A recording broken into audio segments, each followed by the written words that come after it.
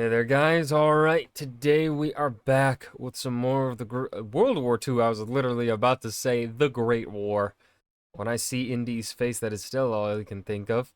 This is week 18. Stalin's unexpected bedfellows, Soviet relations in East Asia, the 29th of December, 1939. Before we dive in, make sure you go and check out the links in the description box below. I would love to join the Discord, follow me over at Twitch, and please do go check out the two gaming channels here on YouTube.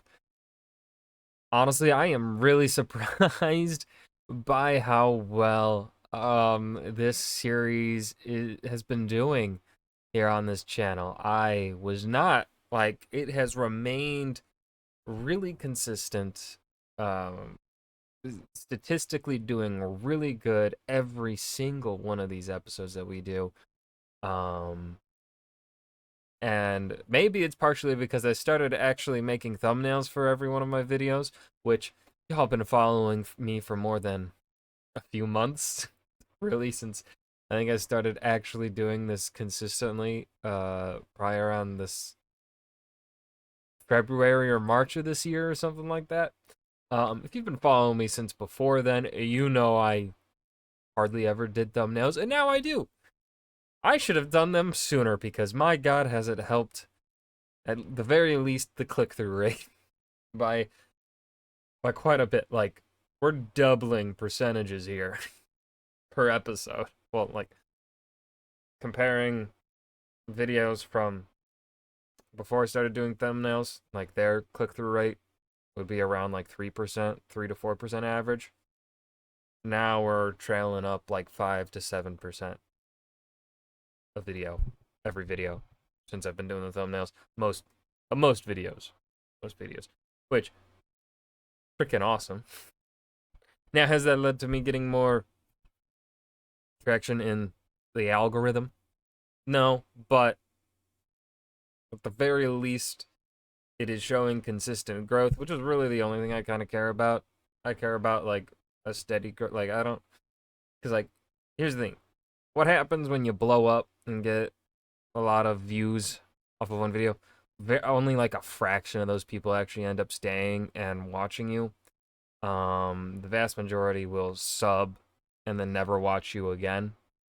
Like, I'm sure the majority of the people that subscribe to me from when the Warhammer videos were getting recommended a lot, the probably 99% of them don't watch any of my other videos or even the newer Warhammer reactions. So, anyways, been a while since I've done a little tangent there about the state of the analytics here for this channel. Let's go ahead and dive into the next week of World War II. So Chang's worried, huh? He should be. All right. December 29th, 1939. You are a national leader. Your oratory skills are legend. Your rhetoric, time and again, singles out specific groups of people as immoral, even subhuman. But what happens when some of those people are in a position to help your dreams for your nation? Well, perhaps then you embrace them. I'm assuming he's talking about Chiang Kai-shek. I'm Indy Nidell. This is World War II. Last week saw German... I actually don't know if Chiang Kai-shek has good oratory skills or not. But, like, he's the only one that I can think of. Like, well, does Stalin have good oratory skills? I've never had that attributed to him. and British planes fight in the skies over Heligoland Bight. It saw several days of heavy Soviet attacks against the center of the Finnish lines repeatedly repulsed, and it saw Chinese troops capturing Kaifeng south of the Yellow River and entering Baotou in the far north. This week, though, Japanese reinforcements arrive at Baotou. 8 tanks, 4 planes, 200 trucks, and 10 big guns. On the 24th, they force the Chinese onto the defensive, and a stalemate begins. This is part of Chiang Kai-shek's Chinese Nationalist Army offensive to retake lost territory. But bad as his troubles are after fighting 2.5 years of the Japanese invasion, they've been made worse by what was going on in Europe the past few months. not just that war had broken out between Britain and France and Germany, but that peace had broken out between Germany and the Soviet Union. I like that Rana Mitter in Forgotten Ally calls it perhaps the most astounding ideological reversal of the 20th century. The European powers are now totally focused on themselves, and while China's plight has been a secondary concern before, now it isn't even on the back burner. The Chinese nationalists had actually had a relationship with Nazi Germany and had even received munitions from Germany in the early months of the war with Japan in 1937. That's the fucking crazy thing to me. Like, and I mean, it does make sense, right? But seemingly the complete like about face from Germany is super quickly, right? Like, China is, in terms of resources and economic potential, vastly superior to Japan, right? Japan is a fairly small island nation, well, multiple island nation, very compact and not necessarily all that many natural resources, right? And so, that's partially why they sought out to conquer other people. They needed natural resources for their booming economy, right? To help sustain it. Partial reasons, of course. The other reason being, bad reasons. But China itself, massive population, shit ton of natural resources, right? Historically, China has always been the person that people want to trade with, and China has, for most of its history, known that, been well aware of it, and leveraged that to their significant advantage. And so, right, like the first trade ship that the United States sent out as a free independent nation was to China. And so Germany supporting China makes a lot of sense. And so I wonder if really Germany's about face here is them changing their mind and perhaps thinking that the Japanese could actually get control over China. I'm not sure. I feel like Chiang Kai-shek's Nationalist Party would lend itself more to German sympathy than Japan's uh, imperial state. Kind of. I don't know. I don't know. I'm not sure about this. It's a toughie to say who would be. Obviously, we know, like, would China have been more like? Would we have seen more? Oh, I dropped my thing I fidget with. Would Germany and China have been more cooperative with one another as opposed to Germany, Japan? Like, I don't. I'm just thinking about a bunch of things and I don't know how to phrase it. Even though the Anti-Comintern Pact of 1936 had theoretically bound Germany and Italy with Japan. And during that time, Chiang could drop hints to the major powers that he might ally with Germany, which would have been bad news for the Soviet Union. But in April 1938, Germany agreed to Japanese demands to stop aiding China. The friendship between Germany and the Soviet Union is a disaster Happy for Stalin. him. I mean, he had been, okay, maybe not desperate, but not far from it, to involve the Soviet Union in the fight against Japan. But now the Soviets have a pact with the Germans, who are allied with Japan. British support? Well, if British Prime Minister Neville Chamberlain thought Czechoslovakia a far-off place of which we know nothing, then China is on Mars. There's no help there. The prospects of the US helping are a little more solid, though the US would not impose sanctions on Japan after the Japanese invasion of China began. Once the invasion reached the more southern parts of China, it became obvious that China could be closed to trade. So US Secretary of the Treasury Henry Morgenthau swung China a loan of $25 million last year. That's around $440 million in 2018. But back to China and the... Wow. But what's crazy is that's still astronomically less than what the United States will send out to its allies in certain parts of the world. Damn. USSR. Even though Chiang Kai-shek had been a rabid anti-communist, the best hope he had, until now, for a strong ally against Japan was the Soviet Union. I mean, they're in the region. They have a big army. And for the first 2 years of the war, the Soviets had helped the Chinese with advisors and even pilots. The Chinese used Soviet T-26 tanks. The Soviets were certainly worried about regional Japanese aggression and expansion.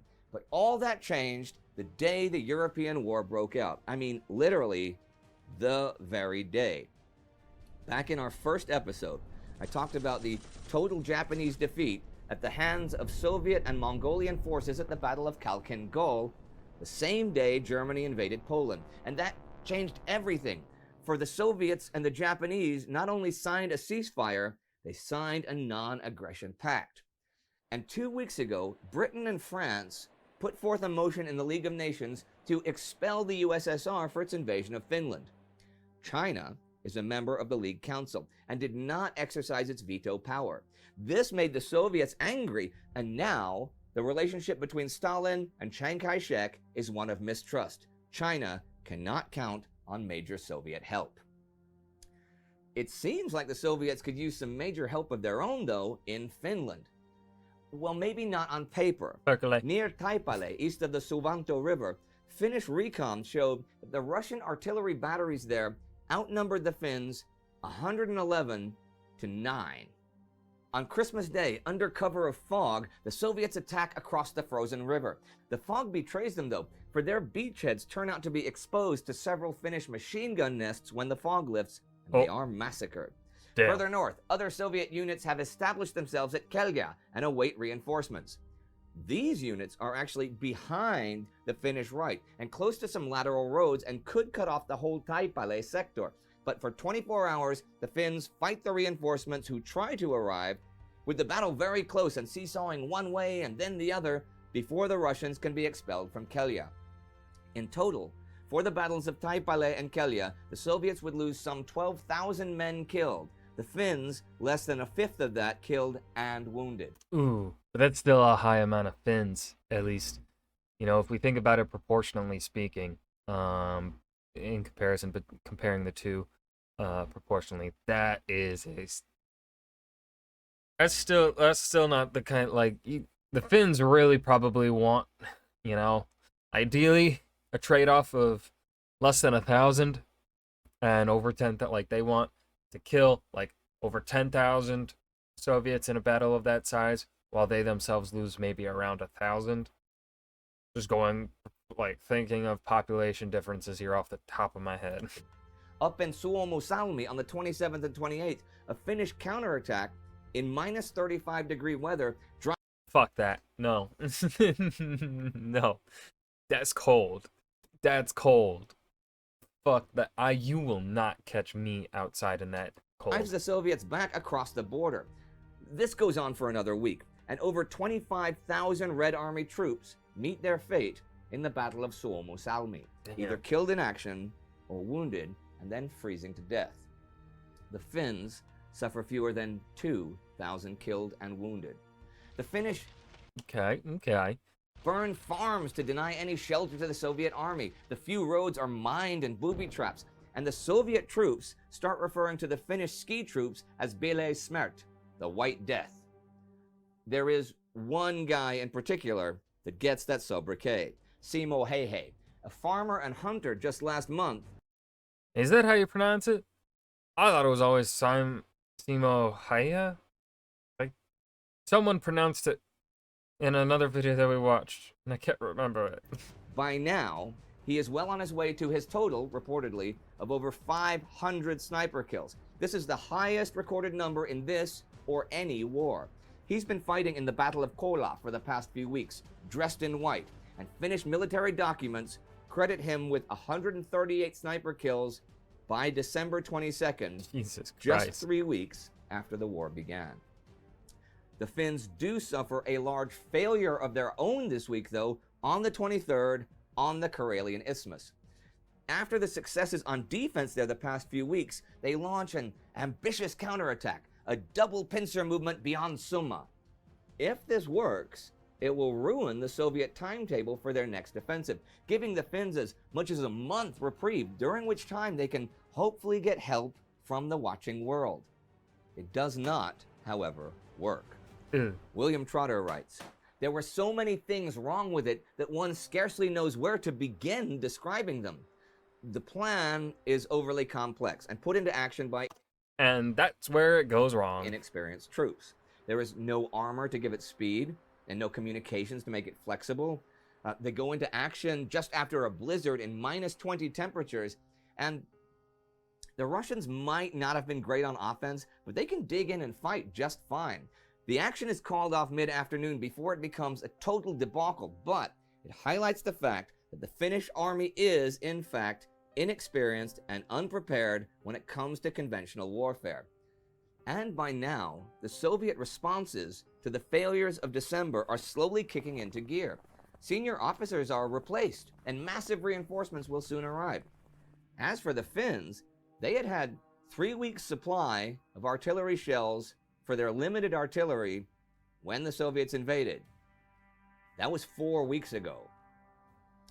As for those with whom Stalin has a pact, the Germans, well, it is not only Rana Mitter who thinks that pact perhaps the most astounding ideological reversal of the 20th century.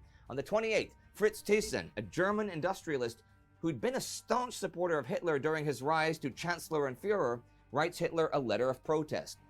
He has already protested the Nazi persecution of Christians in Germany in 1937 and the persecution of Jews the following year. He now writes this: "Now you have concluded a pact with communism. Your propaganda ministry even dares to state that the good Germans who voted for you, the professed opponents of communism, are, in essence, identical with those beastly anarchists who have plunged Russia into tragedy and who are described by you yourself as blood-stained common Bro's got balls saying that to Hitler in 1939. criminals." Is he forgetting, the Night of the Long Knives? Oh, when Hitler killed a lot of political opponents? Stabby, stabby, stab? In the occupied territory this Christmas week, this is what Hitler's men do because of common criminals. On the night of the 26th, 2 criminals trying to escape arrest killed 2 German soldiers in Walwer, a town near Warsaw. Within a couple of hours, 120 random males, including non-locals who are visiting their families for Christmas, are tried, and 114 are sentenced to death. They are taken out in groups of 10 and shot and killed. 7 of them do not die and manage to later escape. 2 of the dead are American citizens, actually, whose passports have no effect upon their fate. The Polish last name of the father is enough for him and his 16-year-old son to be killed.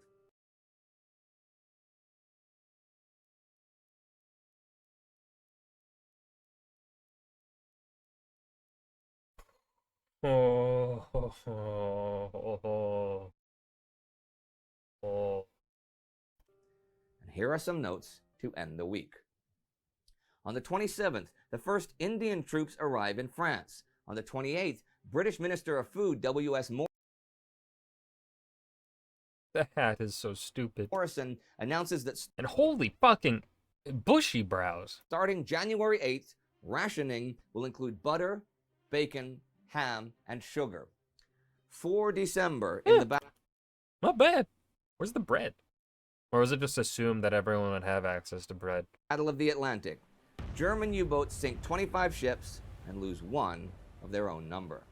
And the week ends with more major Finnish military successes, but also a big Finnish failure. The Finns are worried about the future concerning the Soviet Union, as are people in Germany, as are people in China, as is everybody. And Yeah. perverted justice does not take a Christmas holiday in occupied Poland. The most astounding ideological reversal of the 20th century. Is it? It is very true that Hitler's rhetoric has always been strongly anti-communist, and he often called communists criminals. We know that he hasn't changed his views and has big military plans for the USSR. But for now, he is technically betraying his supporters. As for Chiang Kai-shek, he was also strongly anti-communist, but lately he's been working with the Chinese communists against the Japanese.